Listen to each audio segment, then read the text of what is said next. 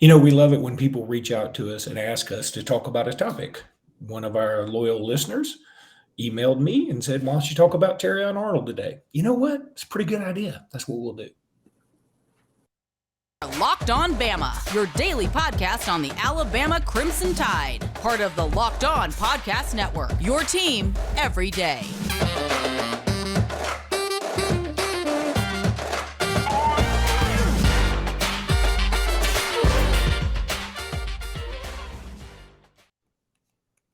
Hey, everybody, and welcome back into Locked On Bama. Luke Robinson, that's me. Jimmy Stein, that's him. Jimmy, we're going to talk a little Tyrion Arnold today because somebody named Cameron Bishop, maybe that's too obvious. I should have said C. Bishop or Cameron B, has decided to reach out to us and ask us about Cameron Bishop because he saw an article on AL.com talking about Tyrion Arnold. And also, ironically, I don't know if this is just the world's greatest coincidence, but Bama Online had an article about Tyrion Arnold too.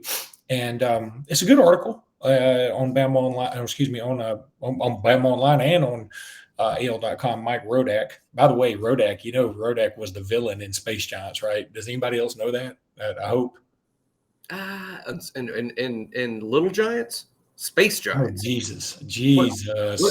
Which show? This close to, listen, when you say, was Rodak the villain in Little Giants, this close to Easter, you make little baby Jesus cry. I'm just telling you right now. Anyway, I will put up a picture of Rodak later when you're on a perfect rant. But so on AL.com, they talk about Terrion Arnold, and maybe it's just because I did get sort of tied up in basketball a little bit more than I normally do, I guess, this year. I had forgotten that Terrion Arnold essentially got passed over. I mean, it was probably a combination of Eli Ricks getting healthy and he was going to get that job as soon as he got healthy, and Terrion Arnold not playing really well. Nick Saban alluded to his not playing well against Ole Miss, not playing well against Tennessee. And Terrion Arnold, to his credit, man, I'm going to tell you, when you read this article on AL.com about him, you realize what an unselfish guy he is. I mean, he has some quotes in here talking about, he said, last year was a little bit of a growing experience, kind of like the first time in my life I was playing corner for real. I really had a chance to get thrown out there in the fire and really grow from it. And he talks about how some like Caleb Downs has come in and played so well in practice. And he talks about how Travaris Robinson and him had sat down and watched some of his poor play in games like Ole Miss and Tennessee, and how that made him a better cornerback. And he said actually a better man. I don't know. It just sounded like a very mature interview, and I was super impressed by it. I'm glad he's hard on himself. I mean, that's how you improve. And I was really impressed with Terrion last year. We have to remember, even though he'd been in the program 2 years, he was a freshman, a redshirt freshman, playing in games for the first time. And when we went into last season, Luke, we were, we didn't worry about corner. I remember I was not worried so much about cornerback. I noticed that Nick Saban brought it up every now and then, but I'm like, gosh, we have Kool-Aid, and I love Kool-Aid. And I knew Kool-Aid was going to be great, and he is. On the other corner, we had Eli Ricks coming in, who had been a third-team All-American as a true freshman at LSU. I was very excited about that. I didn't know at the time Eli would have the troubles he did. Eli missed a lot of practice time, and that really affected his ability to learn the scheme at Alabama. So Eli was behind on everything. That's why we didn't see him till very late in the season. Health, and when you're healthy and not practicing, how in the world are you really going to learn the complicated Alabama scheme? But we also, in addition, we forget this guy because he portaled out, but we also had Kyrie Jackson that a lot of people were really high on. And it was like Terrion was the fourth corner, if that. But what happens? Ricks gets hurt. He can't learn the scheme.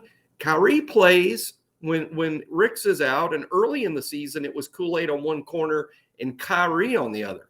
But Kyrie got beat a little too much. So they're like, hey, let's take a look at the freshman, Terrion Arnold.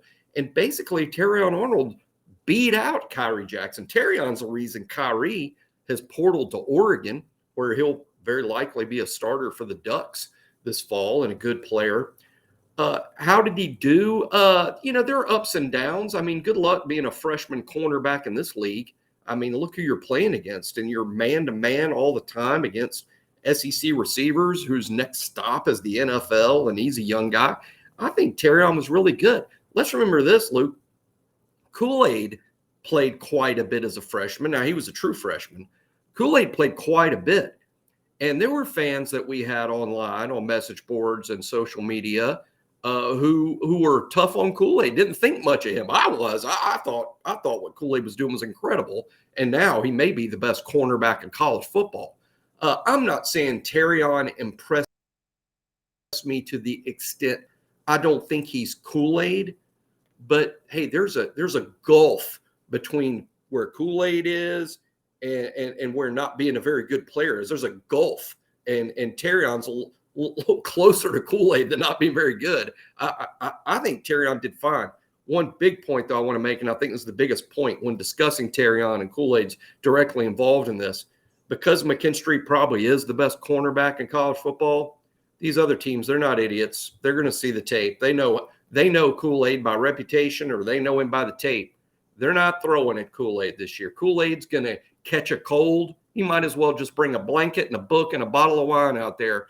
As bored as Kool-Aid's going to get on his side of the field, all those balls are going at Terrion, and that's going to result in about three things. Number one, Terrion's going to make a bunch of plays, probably make more interceptions than Kool-Aid because of the action he's going to see over there.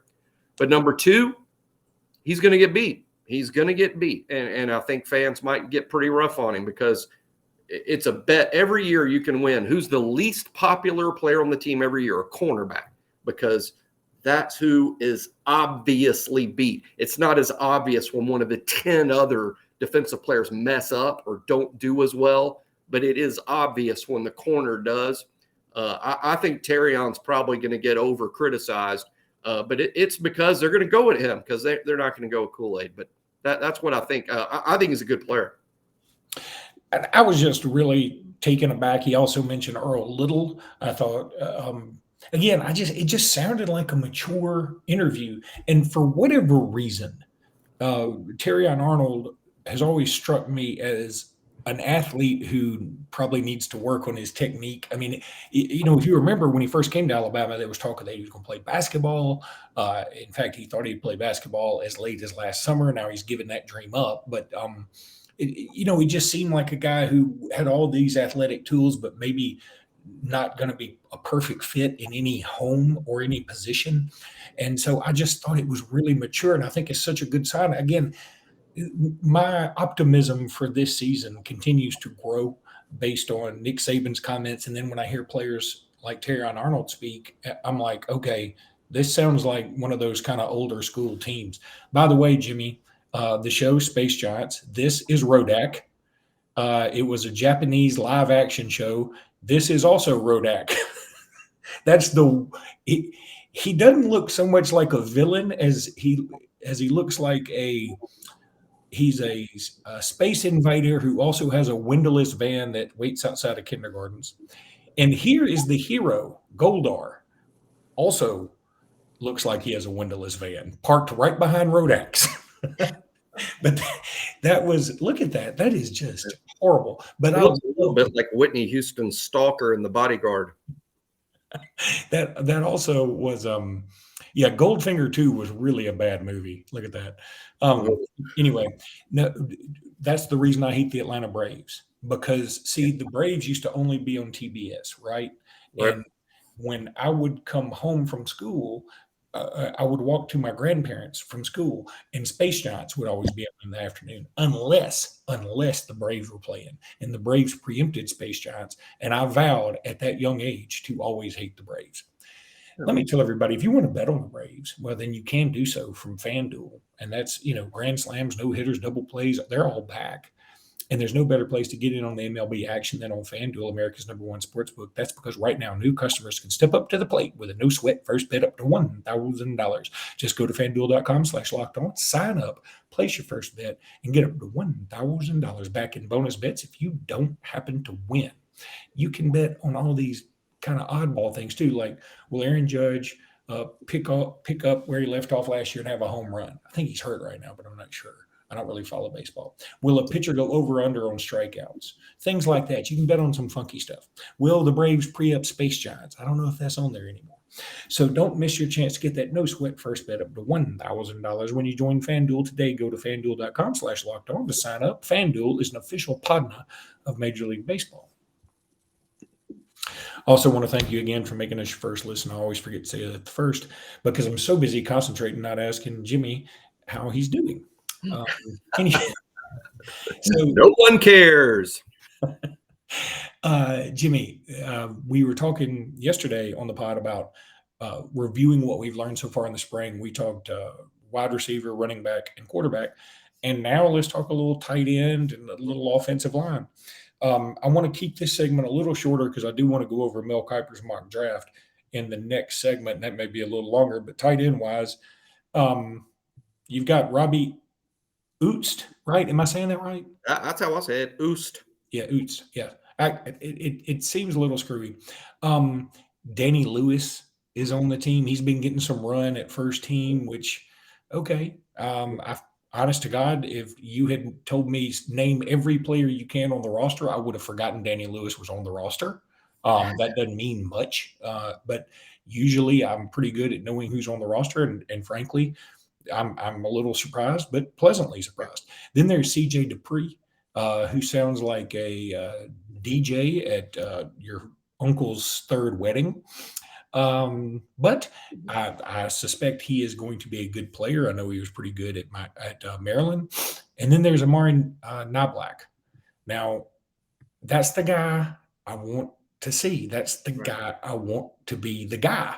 I wanted Jaleel Billingsley to be the guy. It never came to fruition. Why can't he just be the guy, Jimmy?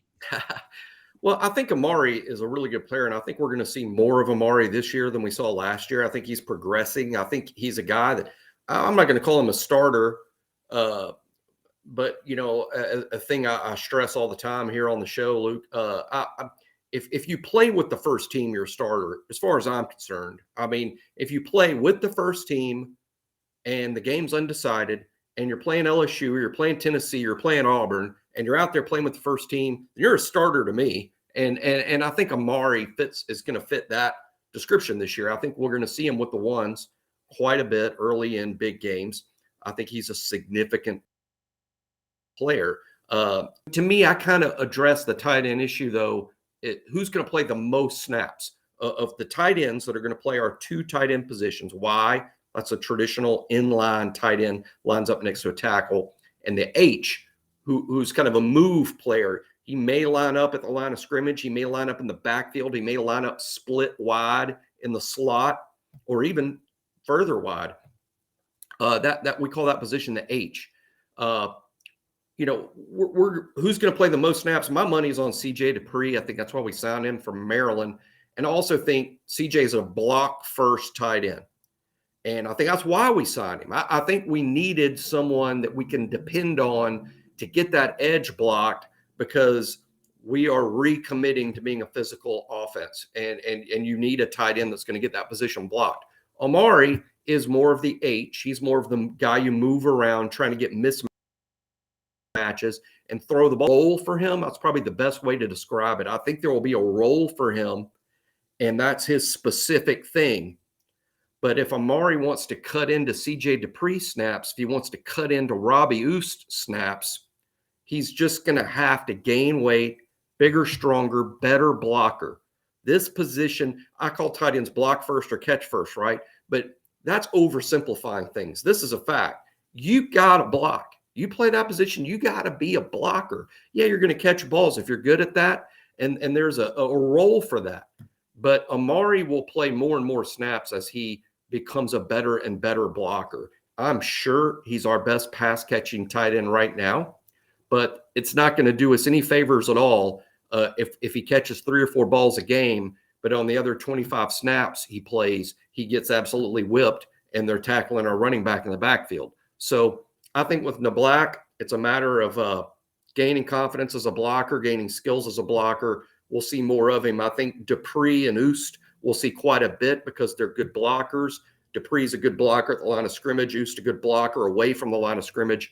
Danny Lewis, sort of, I'm not going to go so far as to say a spring story, but I am surprised. Before the spring, I would have predicted that he wouldn't be getting a lot of first-team looks, but he is. Some of it's because of the Oost injury and Oost being out for most of the spring. But Danny Lewis looks like another guy, Luke, that I'm going to say is going to get first-team snaps. He will get some snaps with the ones, it appears. So between those 4 tight ends, mixing and matching based on down and distance and opponent, between those 4 tight ends, I think we're going to be pretty good. I mean, I think we could. I'm just sort of, somebody's got to show me something. I'm not sold on anybody yet. If you ask me to be sold on somebody, it'd be Amari Knobloch. But I mean, I'd like to see a little more, and I think it's there. That's the thing. I would love for Danny Lewis to be the guy, or be a guy, or CJ Dupree to be a guy. I'd love it. I have the most confidence in Amari Knobloch, though. Offensive line then is a discussion, and there's obviously a lot of talk there. J.C. Latham is obviously going to be a starter. Elijah Pritchett, a lot of people think he will be a starter. It looks like he will be. Darian Dalcourt, Seth McLaughlin, Tyler Booker. These are all guys that look like they're going to be starters. And another player that has been making a lot of noise is Terrence Ferguson. Yeah, Terrence or TJ. He is finally, I think, making a move. Does that mean he's going to be in the first team? No. But when TJ showed up, a very big-time recruit, very highly rated. He's highly regarded, really, as the everyday forever. But TJ was rated as highly as those guys are higher, and he didn't do much his first couple of years. But hey, with a lineman, that's typical. It's a developmental position. I think TJ has turned the corner and is contending for a first-team role. I think that offensive line, 2 things. Number one, from my understanding, I think the staff is nearly thrilled with what the first team is doing. Those first 5 to 7 guys, I think they're thrilled with them. The problem, if you want to call it the problem, is what's beyond them. There is, in terms of the 2 deep, Luke, there are true freshmen, partly because they're good, legit good, but it's not ideal, right? I mean, the depth on the offensive line is one of the biggest problems on the whole team. Maybe even problem number will be a problem if your first 5, 6, 7 guys stay healthy, then not a problem. You're in great shape. But I think one of the things about the offensive line, even though media doesn't get access to practice, things have come into focus there. It is Pritchett at left tackle and Latham at right tackle and Booker at right guard and Dalcourt at left guard and Seth McLaughlin at center. That's your first team. That's kind of held up all through this. You know, we're now over halfway done with spring practice. That's held up. It's those 5 guys, and we'll see if they all are still the ones on A-Day. Right now, I'd tell you they are. Second team, which is more interesting. Here's where the depth comes into play. The second team tackles are both true freshmen. Caden Proctor on the right side, Wilcom Formby on the left side. From what I hear, sources close to the program, as I say, they love these guys. They think they're going to be great.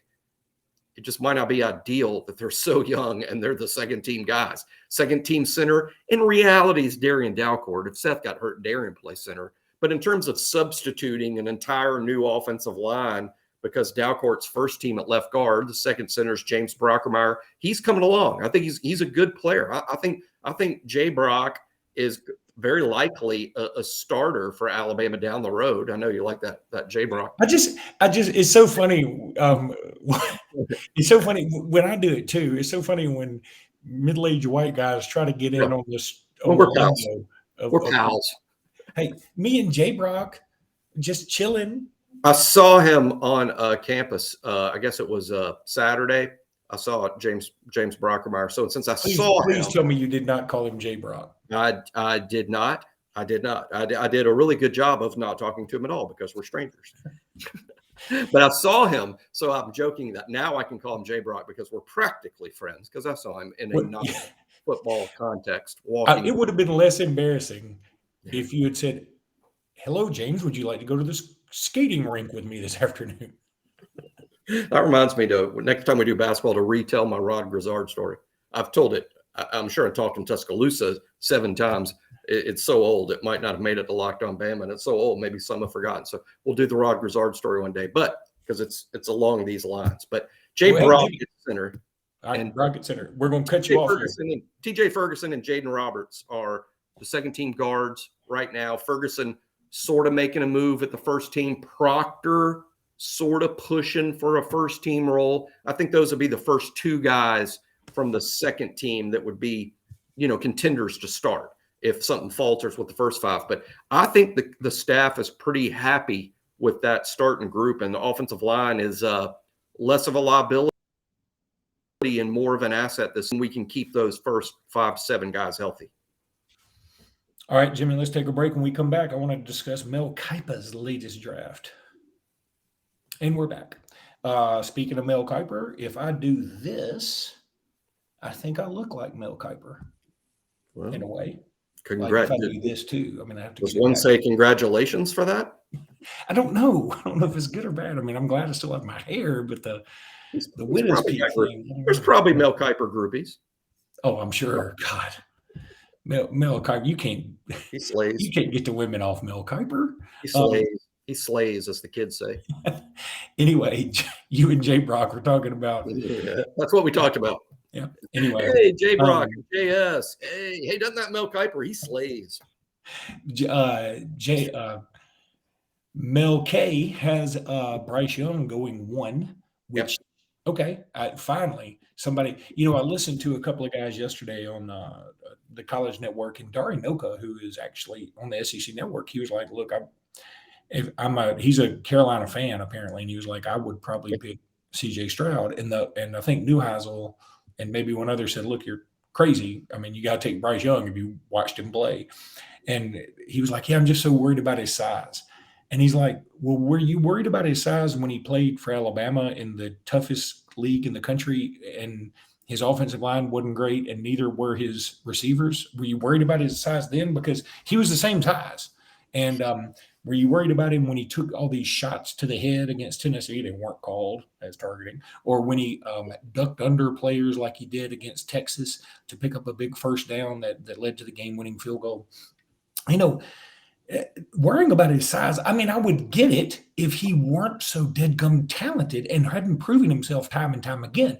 If you were like, oh, he has shown flashes of being good, but his size is a drawback. Okay, I think that's a very fair argument. But when he is consistently awesome, and then you're like, he's just not big enough. It reminds me of that Nate Bargatze joke. I think I'm pronouncing that right. He said, my parents have this really fat cat. And people come over and they're like, your cat's so fat. And they're like, what do you want us to do about it? I mean, when he eats 8 birds outside, he doesn't tell us. We still feed him, And he's like, by the way, I saw that cat jump from the kitchen floor on top of the refrigerator. That's like me jumping from the ground on top of a school bus. If I did that, you wouldn't say, hey, you could still lose a few pounds. That's what it's like with Bryce Young. When he's out there doing all this awesome stuff all the time, and then you're like, yeah, but he's just not big enough. He's not doing this in the Mountain West. And no offense to the Mountain West. If he were doing it in the Mountain West, he'd still be awesome.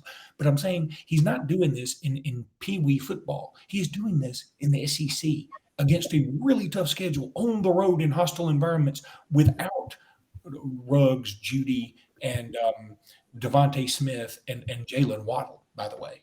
That's no shot at Tua. I'm just saying.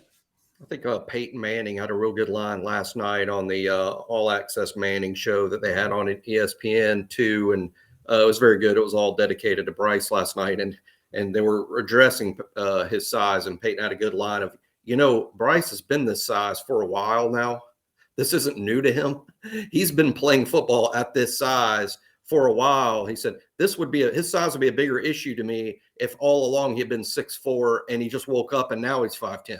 It's like that would be like, oh, how's he going to adjust? It's a big deal. It's a big story, Now how's he going to play now that he's 5'10"? He used to be 6'4". Did we draft Benjamin Buttons? I mean, what the hell?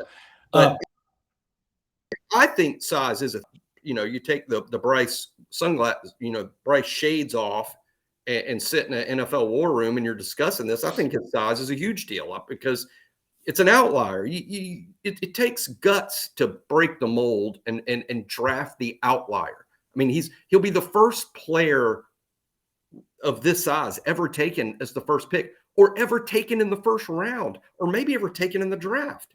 And it's not just because he's 5'10", that's part of it, but he's 5'10" and he's 190 pounds. Kyler Murray is the same height, but Kyler Murray, like a legitimate 208, there's some thickness to him. Bryce is a wiry guy on top of being shorter. So I think his size is a thing. Now, is it the reason you don't take him? And in my mind, Carolina would be crazy not to take him. He's the best quarterback in this draft. He's proven himself at the SEC level, playing against the same against in the NFL. And by the way, I know guys in the NFL are big. They're pretty big in the SEC too. They don't grow a ton more from the SEC to the NFL. Sort of the same guys. I think with Bryce, his size is about durability. He's going to get hit. He's going to get hit in that league. And can he stay healthy and survive all the hits? Maybe not. But you know what? There's some 6'6", 230-pound dude in that league. He's going to get hit, and he's going to get hurt too. All the quarterbacks get hurt. Bryce is likely to get hurt. Is it because he's small? Well, the big guys get hurt too. So I think you take the best player. The best player is Bryce.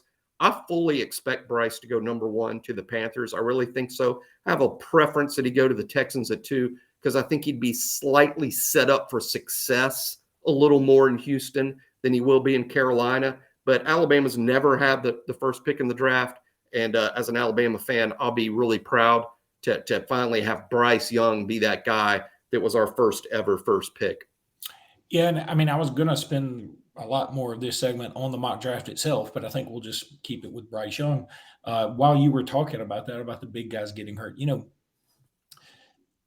what do you say if he's too big? You say he's a statue back there. He'll get hurt. If he's a running quarterback, you're like, you run in this league, you get hurt. I mean, so what is the argument? Peyton Manning, by the way, you brought up Peyton Manning, who had an incredibly long career.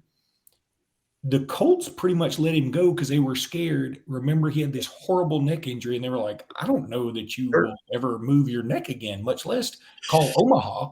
So, Right. he ended up going to Denver and working out because he loves football. That's why I respect Peyton Manning.